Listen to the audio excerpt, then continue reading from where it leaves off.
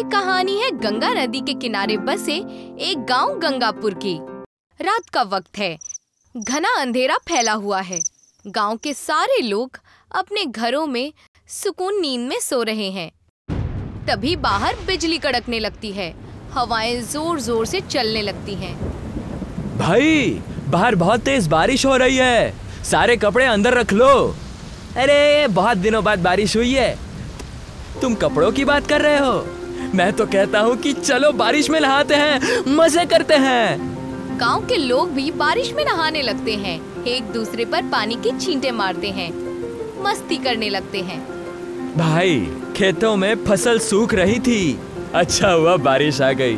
भैया, सिर्फ फसल ही नहीं बची, कस्बे में पानी की इतनी किल्लत हो गई थी कि भैंस भी दूध नहीं, सीधा मिल्क पाउडर दे रही थी। धीरे धीरे बारिश और तेज होने लगती है। ऐसी मूसलाधार बारिश पहले कभी नहीं देखी थी। देखते ही देखते पानी लोगों की कमर तक आने लगता है। तूफान, बिजली का कड़कना और मूसलाधार बारिश का माहौल खौफनाक लगने लगता है। लोगों के घरों में पानी घुसने लगता है, उनके घर गिरने लगते हैं। सबको उठाओ, वरना कोई नहीं बचेगा। मदन और माधव गांव के सारे लोगों को उठाते हैं। गांव वाले पानी से बचने के लिए अपने घरों की छतों पर चले जाते हैं, मगर बारिश रुकने का नाम ही नहीं लेती। अब बारिश छत तक पहुंचने लगता है। मदन और माधव अपने बेटे आर्यन और कबीर को लेकर छत पर खड़े हैं।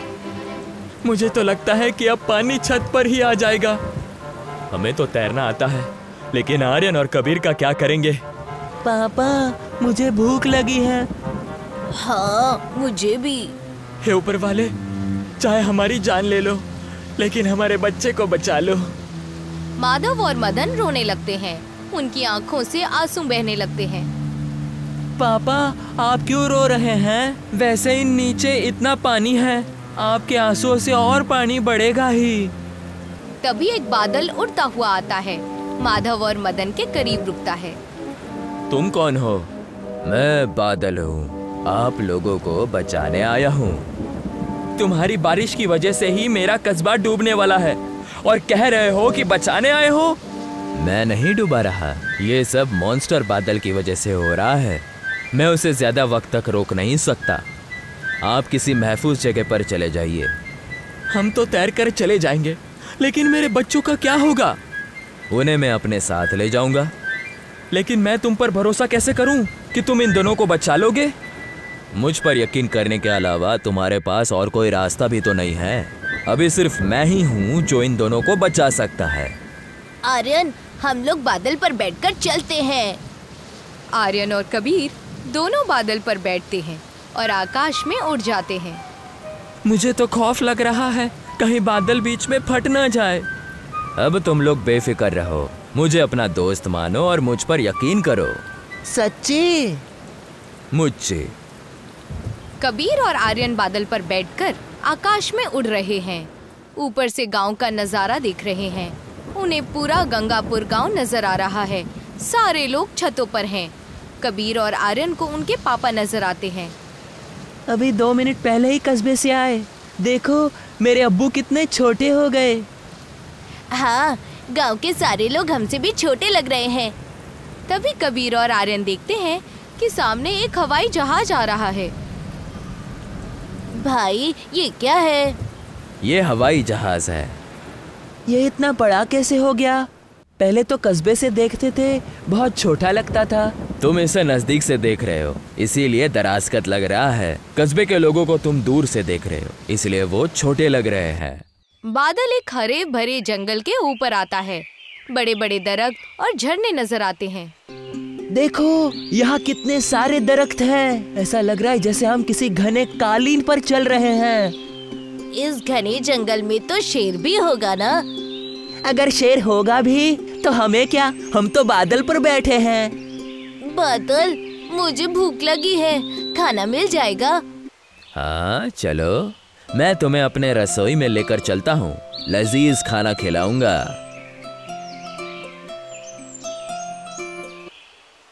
कबीर और आर्यन बादल के साथ उसकी रसोई में जाते हैं और वहाँ देखते हैं कि तरह तरह के लजीज खाने रखे हुए हैं। ये क्या है? ये इंद्रधनुष की मिठाई है। वो कौन सी मिठाई है? ये मूनलाइट मिल्क शेक है। कबीर और आर्यन जी भरकर मिठाई खाते हैं और मिल्क शेक पीते हैं। वाह, क्या मिठाई है, मजा आ गया। आज तक मम्मी पापा ने भी ऐसी मिठाई नहीं खिलाई। चलो अब मैं तुम्हें सूरज का कस्बा दिखाता हूँ। बादल दोनों बच्चों को लेकर सूरज के गांव चला जाता है। यहाँ आसमान नारंगी और गुलाबी रंगों से भरा है और छोटे छोटे सूरज के टुकड़े हवा में उड़ रहे हैं। आर्यन और कबीर उन्हें दौड़ दौड़ कर पकड़ रहे हैं। कितना खूबसूरत सूरज है ना। यहाँ का आसमान देखो, कितना खूबसूरत लग रहा है। आर्यन और कबीर खेलते खेलते हवाओं के शहर में पहुँच जाते हैं, जहाँ बहुत सारे रंग बिरंगे खिलौने हवा में उड़ रहे हैं। देखो, खिलौने ही खिलौने। ये कौन सी जगह है? ये हवाओं का शहर है कबीर। यहाँ कभी कभी हवा का बहुत तेज झोंका आता है। याद रखना, कहीं उड़ मत जाना। तभी हवा का एक तेज झोंका आता है जो बादल और कबीर को उड़ा ले जाता है। बचाओ मुझे, बचाओ। मैंने पहले ही कहा था, संभल के रहना। कबीर और आर्यन हवा के झोंके के साथ आगे आगे उड़ रहे हैं और पीछे पीछे बादल उन्हें बचाने के लिए तेजी से उड़ रहा है। आखिर में बादल दोनों को बचा लेता है। थैंक यू दोस्त, तुमने मुझे बचा लिया। इसमें थैंक यू की क्या बात, ये तो मेरा फर्ज था। जब तुम दोनों को अपने साथ लाया था, तब तुम्हारे पापा से मैंने वादा किया था कि मैं तुम दोनों को कुछ नहीं होने दूंगा। बादल के साथ रहते रहते काफी दिन बीत गए हैं, इसलिए कबीर और आर्यन को अपने गांव और मम्मी पापा की कोई याद नहीं रही। हम दोनों के अम्मी अब्बू हैं। हाँ, तुम दोनों के अम्मी अब्बू हैं। फिर मेरे मम्मी पापा कहाँ रहते हैं? मेरा गांव कहाँ है? तुम्हारे अम्मी अब्बू गंगापुर कस्बे में रहते हैं। मुझे मेरे अम्मी अब्बू के पास ले चलो प्लीज। हाँ, मुझे भी मेरे मम्मी पापा के पास ले चलो। नहीं, वहाँ जाना खतरे से खाली नहीं है। कैसा खतरा? तुम नहीं समझोगे। मुझे मेरे अम्मी अब्बू के पास ले चलो, चाहे कितना भी खतरा हो। कबीर और आर्यन के बहुत जिद करने के बाद बादल दोनों को गंगापुर ले जाने के लिए निकल जाता है। कबीर और आर्यन अपने दोस्त बादल के साथ गंगापुर पहुंचते हैं। गांव में देखते हैं कि सारे घर टूटे हुए हैं और हर जगह पानी जमा है, जैसे अभी अभी बारिश हुई हो। कबीर और आर्यन अपने घर पहुंचते हैं, जहां उनके पापा माधव और मदन मिलते हैं। अपने बेटों को देखकर माधव और मगन की आंखों में आंसू आ जाते हैं। अब तुम यहाँ क्यों आ गए? तुम्हारा यहाँ रहना खतरे से खाली नहीं है। क्यों? कस्बे की ये हालत क्यों है? बेटा, ये सब उस मॉन्स्टर बादल का किया धरा है। वो यहाँ इतनी बारिश कर देता है कि पूरा गांव पानी में डूब जाता है। लोगों को खाने के लिए कुछ नहीं बच जाता, सब कुछ पानी में बह जाता है।